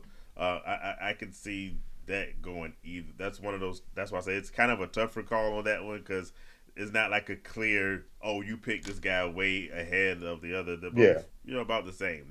Neither one of them makes is a sense. star or a every week. I don't think neither one of them are going to be like top 12 at the end of the season. I don't think as well. Okay. But they'd be like right on that borderline. So Yeah, either makes way, sense. it makes sense. I like hey, go if your gut's telling you Hubbard, go with Hubbard. So thanks for the question, much appreciated. I said I was going to come back to these defenses. Justin's site. Ravens defense is available on waivers versus the Denver. The Ravens versus Denver. Also the Rams defense versus Seattle. Kansas City and the Saints apparently are not on waivers. You like the Ravens or do you Um, like the Rams? I Or do will you say he lean. just stays with? I think it was Minnesota he had before. I don't like the Minnesota matchup because I feel like Flacco he makes that Colts team offensive wise just a little bit better Mm-hmm. than it was. A Now, lot better. if you was telling me Anthony Richardson was in the lineup, Mm-hmm. then maybe we can have that conversation. But I think a lot of that changes when you're saying Mm-hmm. Flacco's in the lineup. So for me, I would say Ravens because I like Bo Nix and I think Bo Nix is playing well, but the Ravens they always make rookie quarterbacks They tend to. look bad for some reason. Um, but they did give up 300 some yards to Yeah. Jameis, so that's not saying a lot. But I mean, Jameis is a veteran, and Jameis ain't a bad quarterback. Jameis is a good quarterback. So that's a tough. I wouldn't even touch the Rams defense against Seattle because Seattle's a good team. That So it's a division game for one. yeah, That makes it kind of hard to go with those. I would say the Rams. I would say the Raiders defense, the Ravens defense, for me, if I had to Uh-huh. pick one. I hear you, and I almost want to agree with you. Uh, Bo Nix has me scared. Hey, I don't understand it. I don't think it should be happening this way. But He's been playing he's well. been playing well, and now the Broncos. I did not think the Broncos were going to be this good this year. Uh, Denver should win. Here's the reason for going with you on this one. the Ravens got embarrassed by the Browns a week Yep. ago. If they don't come in gunning this week, I would be super surprised. Um, all other things equal, I probably, given these options, stick with Minnesota as my defense. But if you're a little bit worried about them, I definitely go with the Ravens as my choice, just because they got to come in better than they did Yeah. a week ago, because they allowed themselves to get completely embarrassed. But they've been very susceptible to the pass this season, Very which much has have. me a big concern about what Bo Nix might do. Well, I'm just Because going based off history and how they've yeah, the done history tells you yes rookie against a quarterbacks. So yeah, rookie. But look, is Bo Nix really a rookie? He was like 47 when he came I out of mean college. he was So 50, not 47. yeah, he's older than us. So Yeah. yeah, Jeez. so Bo Nix is in the rookie. But yeah, good call. Let's see. I don't want to talk about the Yanks if they're back to winning again. And just thanks coming in. Thanks from Carla. Thanks from my mom. And earlier, thanks from the Spur, who's apparently, uh, Yes. um, yeah, Yeah. doing well. Right. So, hey, thanks Uh-huh. all of y'all for your questions. We appreciate it. We Um, got one. We got oh, one from Alex. we got one from Alex. Oh, thank you. Alex Flores, welcome to the show. Good to have you. Would you trade Josh Jacobs and Jacoby Myers for Kamara? No. Not even a little bit. No. uh, uh, Great. Kamara's good. Don't get Kamara's me been wrong, really good, but but I like the Jacob way Jacobs is playing, and especially Kobe Myers is number one. if this Jordan Love situation, he's supposed to be not that serious, but if he's gonna be up and down, then you know they're Who? gonna lean on Josh Jacobs quite 40 a times a bit. game. Yeah, Because that's what they did the last time. About 40 times a game. exactly. So So no. given that, it's because let's be real. You're not giving up a lot with Jacoby Myers. He's gonna be a hit or miss kind of guy because he has no quarterback at all to throw the ball to him. Whether that's Gardner Minshew, Aiden O'Connor coming off of IR, or Desmond Ritter, which I still am struggling to understand.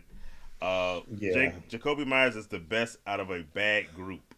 Um, so I'm gonna have to say in that situation, I take my chances with because but I say that all to say that this ends up being just would you trade Kamara for Josh Jacobs? Um, I don't think so. I mean, I say Kamara. Like I said, Kamara is a good player. I'm not taking nothing Yeah, away from him. Kamara's been But awesome this year, better than I thought. I thought you were yeah, gonna start to see some rust fall off, if you will, yeah. from But Kamara, but you he's really been on didn't. point this year. But Jacoby Myers is number one. Jacoby, He's in they the kind of they're force feeding him just because they between him and Brock Byers they're right. force feeding. So I would say I would keep Jacobs and Myers because I wouldn't. You're giving up. It's a 2-for-1, Yeah, and you basically getting Kamara gonna kind of get his unless you needed Kamara for your running back position. But if you got Jacobs, you really yeah. don't If need you it. got, you don't need it. So Yeah. Kamara, I would say, is probably better. He's been better overall, but I don't think the difference between Josh, as far as winning the championship, and that's the There's ultimate not no goal. difference. I don't think there's a big enough gap between Kamara and Josh Jacobs to say give up Jacoby Myers. Even though he's kind of a hit or miss guy, he's a Yeah. hit or miss guy that can fill some roles for you throughout the season. So Yeah. I don't do it. I don't do it. So yeah. We're agreeing with the Supreme Uncles agreeing with Orlando Lewis. I don't know what he's agreeing with. I guess Ramondre Stevenson yeah. or Chuba. Well, Chuba. Do Chuba I like take. Chuba better than Ramondre Stevenson? Okay. Yes. Yeah. Well, there you go. That makes it unanimous. Go with Chuba Hubbard. Did we finish all our top players? Because I know that's still the. I think we hit most of them. Well, Unless you have some tight end love you want to throw out. I have tight end love. Okay, throw out some Kittle, love. Kittle 6 receptions for 128 and a touchdown. McBride 9 receptions, 124. Mm-hmm. And Pitts had his first 2 touchdown game ever in his Yeah, life. insane. 4 receptions, 91 yards, and Travis Kelce had 10 receptions for 90 yards and a touchdown. So tight end showed up. Tight end showed up last week. I was listening closely. Did you not mention my man Brock Bowers? I forgot about Brock Bowers. I'm Brock sorry. Bowers is, he's the only thing the Raiders have to look forward to this year. I mean, that's why you're so concerned. In a year of woe and terror, happy Halloween, by the way. Yeah. My son's birthday's tomorrow. Yeah, Brock Bowers is the only thing for us to be happy about. So give your son some extra candy on behalf of Brock Bowers and Halloween. Yeah. I'm gonna drive him to your house personally. Tight end day, if so I get that's him why they candy. showed up. You can watch him run around there and bump his head against the wall. No, man, sir. Bring him over. It's all good. We have no candy at this house. Let me tell you something. We had this conversation earlier about my daughter. I told you can come get her, and she in the back talking about, I'm staying with daddy. No, you come get her. No, it's your handful if you want them. Look, you treat your children way too well. They're gonna complain the whole time they're here. We have none of the luxuries of life, unless they want to watch the NFL Sunday Ticket. That's the best treat we got going on over at the Lewis house. So yeah, especially like I said, Halloween candy. I got some cough drops and a thing of mints. That's the most candy you're gonna find here. So I don't think we're a Halloween or birthday appropriate house. Well, I don't have any. I don't have any candy drops here because my kids don't eat candy. First of all, my daughter don't eat candy at all. Oh well, hey, they might like it then. So and plus she got braces now, so she can't eat candy. Can't have no gum. She can't have nothing sticky, so she can't have no candy. And my son, I would not give him a drop of sugar because he would be bouncing up the wall. He already trying to climb on the table. So that is not happening. But again, you can come get them. They're well-mannered kids. Oh, yeah. Sunday. Great children. My kids, my son. Right. yeah, you're right. Yo, my daughter's wild. She asked me something earlier, but I have to tell you that when we get on. And she asked me something earlier. She crazy. I was like, why would you ask me that? But, yeah, my kid's crazy, y'all. I'm just saying. So, love them dearly. Spoiled. Yes, indeed. And they're spoiled. So, yeah, it's a big difference. So, it's cool. I take it. But, yeah, he turns 2 tomorrow. So, we ain't doing that for him tomorrow, though. But we're going to probably take him. Weekend? Yeah, it's bouncing. I bought him a hoop. A little mini hoop.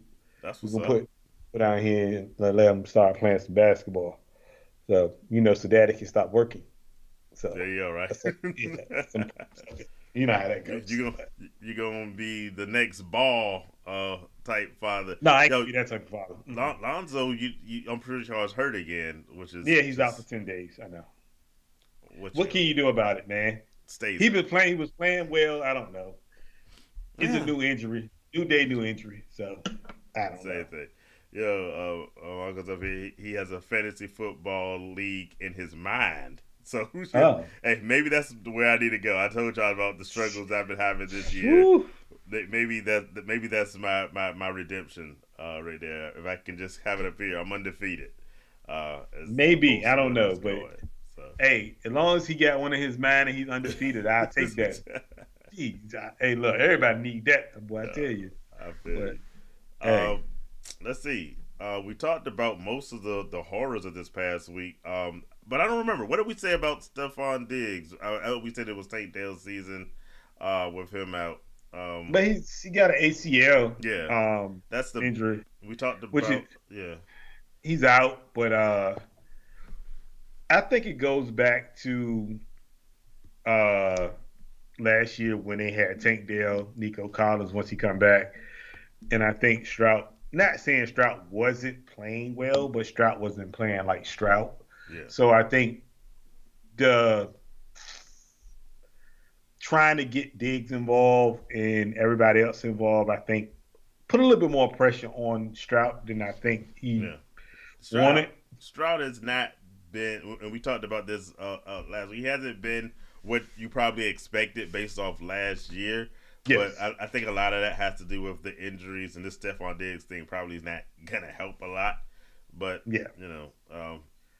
it's going to be tough, I think, if you have a Stroud guy.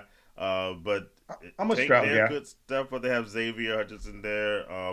What do you think about Mechie? He might get some more opportunities. Mechie's good, and that's is a reason why they didn't get rid of him, Yeah, because Stefon Diggs was on a 1 year deal, which is this year. yeah. So basically, he's done after this anyway. So he's a free agent. So at the end of the day, Mechie was gonna be that guy to step in for next year with him and Tank Dell and Nico Collins. And plus, Mechie's still on a rookie deal, so why would you give him up? Yeah. So Mechie playing this week is great, to be honest with you. I think Stroud gets back to what Stroud does, and me personally. So I think Stroud coming in Thursday, and I think he's going to do numbers, and I think they're going to beat the Jets on Thursday. And the Jets can go 2-7. And then they're going to try to find somebody else to fire because it ain't Aaron Rodgers' fault. I was about to get to this next question, which involves the Jets, from Mr. Brooks. Why does Brees Hall suck? I don't think Brees Hall sucks. I think that team sucks. He had to suck. He sucked last week. There's no doubt about that. He sucked last week. He doesn't. And against the Patriots, which had me, you can have some back. The 2 weeks before, and I would say against much better defenses, because the 2 weeks before he played the Bills and the Steelers, and Garth Brooks. No, Brees Hall had tremendous games against very good defenses. I don't think New England is necessarily bad, but their own coach said they've been playing soft. And Brees Hall had a terrible game, but I think that offense is in shambles. And I think Brees Hall, you're gonna have these up and down situations. I don't think it's that. I think it's this. What do you think? I think when you got somebody like Aaron Rodgers, who can't move in the pocket, by the way. Not at all. So when you got somebody like that, they're going to throw 8 in the box, even with a Devontae Adams and a Garrett Wilson there, because even if you think about it, he can't get out of the box to move around to make plays happen with his legs, to even just say, okay, if you run a bootleg to the left or the right to get out of the pocket, he can't do that no more. Yeah. So you're depending on your receivers, and what people are not saying is he ain't got the long ball no more. He can't throw the ball down the field for long passes anymore. It may be 15, 20 yards at best. Mm-hmm. So I mean, I don't know, man. For me, it's just it has a lot to do with Aaron Rodgers, but nobody wants to point that way. I point that way. I point that way too, but nobody except wants for except for the cayenne water, because that might bring him back. I don't know how long he's been on the cayenne water. So, if you want to say that, it ain't been that long, because he got ankles and knee problems now. So it must ain't working. It must got to kick in another week or two. So we don't know. Give him some time. Give it some time to kick in. This cayenne water, it works, but it takes a while. So I mean, and that could be it. But I'm just saying. But I think at the end of the day, it got something to do with him and his mobility and him not being able to get the ball down the field. Because if you notice, it's a lot of short routes. Yeah. Everything is short. Nothing's really long. And if you had a younger quarterback, and the bad part is they can't even get rid of him next year because he on the books for next year. Yeah. So, I mean, guaranteed money next year. So they stuck with a 42-year-old quarterback. And personally, they need to draft a younger quarterback, which if they do that, Aaron Rodgers. If they are in a position and they don't get a quarterback in the draft, that's negligence. Because Aaron Rodgers, okay, if they finish with a really bad record, because they're on pace to finish with a bad record, obviously. So if they finish with a bad record, say they go 3-14. And they end up with a top 5 pick, do they go quarterback? Because if you draft a quarterback top 5 in the draft, that quarterback is he's gonna want to play at some point, and you cannot sit him on the bench because Aaron Rodgers wants to play around and say, you know what, maybe I want to stay till I'm 45 years old. It doesn't work that way, man. and the thing is he gonna be happy and say, you know what? Well, I'm gonna teach this quarterback, or he gonna say, you know what? It ain't my job. Because we already seen that happen before with him in Green Bay, when he got too old for them. Yeah. He's really old now, and there's a difference. Well, I'll say this. According to reports, he was encouraging for Zach Wilson a year ago. So Is he? I'm just going off what I read. So maybe that old Aaron Rodgers is, or the young Aaron Rodgers going. So this new guy's more of a whatever. Help train up the young next generation of people. But this was completely on the Jets. They need to think of the plan of succession, because we've said before, the Jets have a decent set of building blocks for a team. And I think that's why they thought if they had Aaron Rodgers, it would get better. But they need to build for the future, because he is as good as this cayenne water is supposed to be. It ain't working. So we'll see. But back to the actual question, I don't think Breece Hall sucks. I think Breece Hall is still a great running back. You just haven't seen it. And some love in the audience. Welcome, Atlanta Flag Football podcast. That podcast, as well as Classic Conversations, by the way, if you have time, make sure you view those. Some love out there. We appreciate it. We try to do our best out there. So even if you got to hit the sack because it's getting late, we appreciate you watching. And we appreciate you guys being part of the show. We say it all the time. Your questions and your comments are what make the show live, what makes the show grow. So we appreciate y'all. And by the way, tell your friends, tell your family. If we're not on another channel, we're here on YouTube live every Wednesday. At 9 p.m. There Eastern. you go. Helping you guys. Promotion plug. You've been saying that all weekend. Yeah, I'm gonna put up my own theme song later. So we appreciate you. Oh, you singing tonight? I'm not gonna say. I don't want to do the singing debut. Then we will have some Halloween horror going on. People running for their lives. We talked. So that's Stefon Diggs is where we ended. We were the other horror we talked about at the beginning of the show. With Anthony Richardson being benched. I will say one more thing on that. It goes back to a point that I've made many times, and we've discussed on the show, is confidence for these young guys. You mentioned that if the Jets pick up a quarterback, that in the first early round, early picks, they're going to want to start. And that's kind of the problem I wouldn't want them to do, because you might have another one of these situations like Anthony Richardson. These guys get in and they're given the keys to a fancy sports car, and they just got their driver's license. We saw it with Justin Fields, who's now doing a much better job with better coaching and better system with the Steelers. But when he was with Chicago, they gave up on a guy after 2 years. The Colts are saying they're not giving up on Anthony Richardson, but for all intents and purposes, this is going to be quite the setback. We saw earlier this season with Bryce Young. There's some guys to come in and they perform instantly, but you know, it's this thing. And for me as a fantasy football player, I don't like this trend to automatically assume because I drafted a guy early, I have to start him early. I think they need time to be ready to play. But go ahead. Well, I'm gonna push back on you a little bit on that. I do agree, but it's all about situation though. It's about where you go. It's about what's around you. It's about how that organization, what they do, just besides drafting you. Because they have to, and the good thing about the NFL is the NFL does the draft, then the free agent. Well, they do the free agents, then the draft, and they kind of plan around that. So it's about, and I'm going to use Jaden Daniels as an example, right?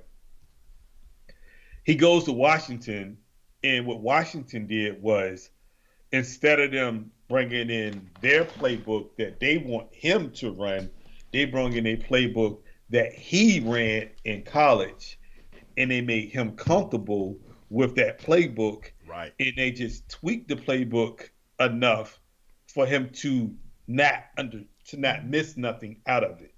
So when you do that, when you say, okay, all right, Jaden, here go the LSU playbook or some of it, but we just gonna tweak this route and that route. At the end of the day, it kind of works for that young quarterback. Now, when you think about other teams, right? Trey Lance, for instance, Trey Lance came in a situation where he didn't get a chance to learn because, again, you can't learn from a quarterback that ain't good, that ain't better than you. So that's another problem with these organizations. They want you to learn. That's another example of a guy that they brought in but never gave a chance to actually develop, and gave up on him too early. A big investment in him. Yes. Right. So you're telling these guys to learn from Jimmy Garoppolo, who isn't a good quarterback in himself. You can't learn behind somebody that ain't good. Yeah. So, and then the thing is, if you're going to put them in the game, at least put them in position and build that confidence to say, you know what, no matter, and I still believe this from an Anthony Richardson standpoint, that if he never would have went to the sideline and said I was tired, Anthony Richardson would still be the starting quarterback of the Indianapolis Colts right now, because they were going to ride till the wheels fell off with him this year. No matter how bad he played, he was going to be their starting quarterback no matter what. It's just he made the mistake of not saying the right words and saying, hey, you know what, I was tired, instead of saying, hey, I'm going to fake this injury and I'm going to act like I need a breather for a few minutes. So that's what I would have done. And you can, and it's funny because somebody had a list of all the quarterbacks, like you said earlier, that are on the bench or not playing anywhere. Even with Justin Fields. Justin Fields went to a team that had no receivers, no tight ends, no offensive line, and the coach was bad. How can you expect anybody to be successful when none of that is there? It's impossible. True. So at the end of the day, you can't expect him to go out there and be good as a quarterback. It don't work that way. Yeah. And I mean, Jordan Love is an example. Jordan Love sat for so long, but that was because Aaron Rodgers didn't want to give the football up, and he wanted to be the guy and make sure play around too much. But Green Bay made a decision and said, we invested this amount of years in him. We're going to put him on the field. We're going to give him a chance, and we're going to see what we got in this guy, and we're going to make him our future. They invested in him, and they didn't give up after 3 years, 4 years.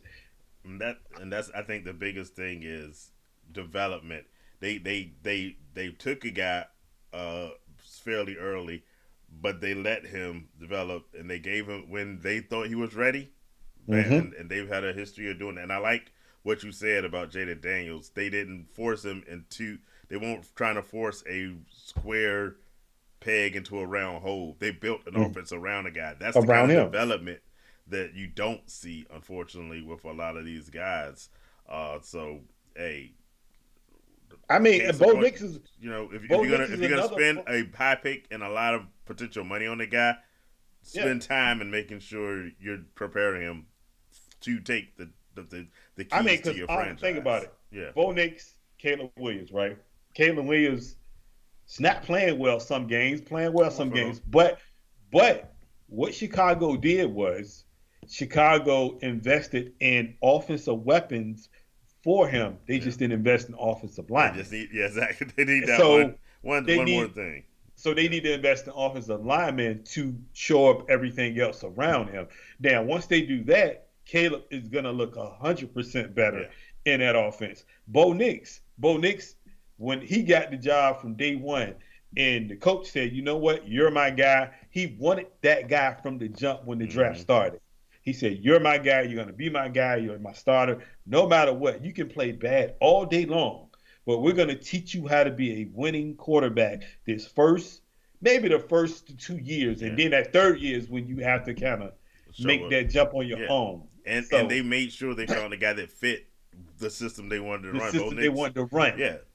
So that's the difference. You cannot go to a team and And that's the wrong. And these GMs, half the time, most of these guys have had 2 to 3 different offensive coordinators, 2 or 3 different GMs. So it's like every GM that come in want his own coordinator. He want his own coach. He want his own quarterback. So you cannot.